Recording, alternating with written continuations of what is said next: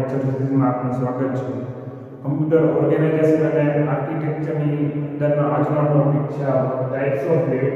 એની અંદર જે first type પડે છે બેઝિક ગેટ્સ, એની અંદરનો ટોપિક છે નોટ ગેટ. નોટ ગેટ કઈ રીતના કામ કરે છે, શું છે, એના વિશે આપણે માહિતી મેળવીશું. સૌપ્રથમ તો નોટ ગેટને ઇન્વર્ટર તરીકે ઓળખે છે. બરોબર છે, આ તમારો ફર્સ્ટ પોઈન્ટ છે. અને નોટ ગેટની અંદર છે ને ઓન્લી વન આઉટપુટ અને વન ઇનપુટ હશે. Only one input and one output. બરોબર, output is always opposite to the input signal. બરોબર, જે કાંઈ તમે ઇનપુટ સિગ્નલ રાખો છો, બરોબર, ઇનપુટ આપશો એનું ઓપોઝિટ આઉટપુટ છે એ તમને આ નોટ ગેટની અંદર મળશે.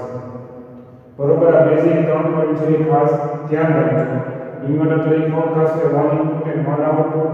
Output is always opposite to the input signal. ત્યારબાદ જોઈએ ડાયાગ્રામ.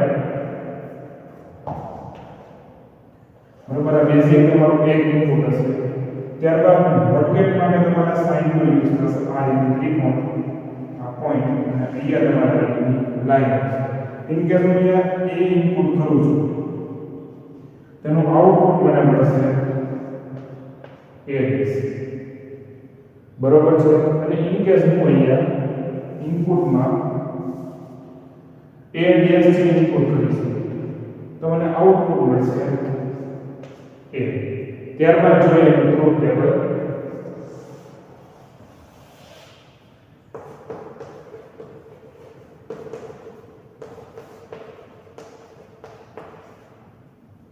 બરોબર, ટ્રુથ ટેબલમાં ફરી આવશે x અને x ડેશ. શું કામ એક જ આવશે? કારણ કે આની અંદર ઓન્લી વન ઇનપુટ આવશે એટલા.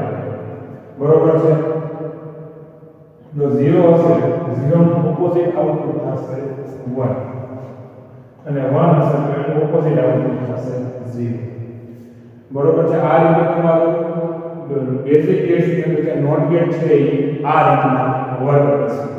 જો તમને વિડિયો ગમ્યો હોય તો વિડિયોને લાઈક કરો, શેર કરો, ચેનલ પર નવા હો ચેનલને સબસ્ક્રાઇબ કરો અને વિડિયો ગમ્યો હોય તો કોમેન્ટ કરવાનું ના ભૂલતા. Thank you. જય હિન્દ, જય ભારત, જય જય ગરવી ગુજરાત.